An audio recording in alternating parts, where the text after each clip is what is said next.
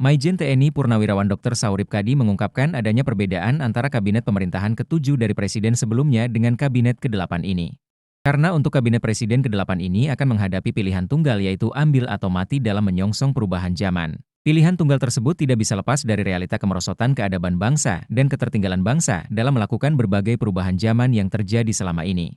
Tugas berat kini ada di pundak Jenderal TNI Purnawirawan Prabowo Subianto, selaku presiden terpilih bersama segenap anggota kabinet pilihannya. Karena untuk memasuki era baru ke depan perlu pemimpin yang ekstra berani untuk menjebol kendala realitas yang selama ini memasung bangsa kita. Apa fakta kendala realitas dari bangsa di saat ini? Fakta sosial membuktikan bahwa NKRI yang kini umurnya menginjak 79 tahun. Dalam prakteknya sejumlah model demokrasi dan tata kelola kehidupan berbangsa dan bernegara yang digelar jauh dari tuntunan Pancasila.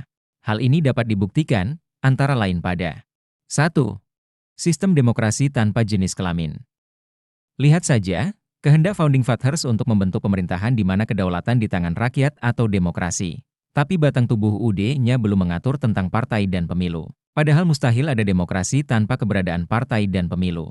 Dan lagi tul tata kelola di hampir semua bidang kehidupan, juga belum sempat dirumuskan.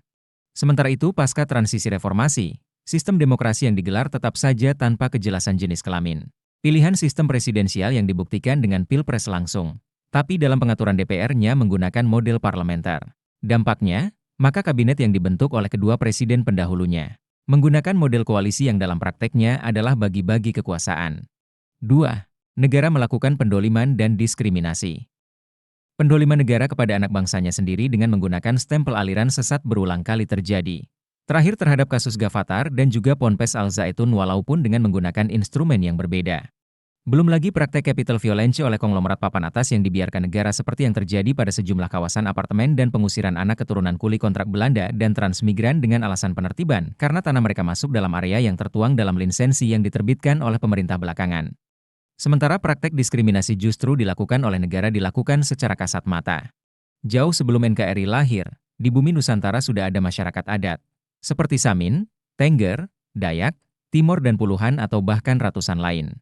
Dalam prakteknya mereka mendapat kesulitan dalam membuat KTP atau kartu tanda penduduk kecuali dengan berbohong dalam mengisi kolom agama.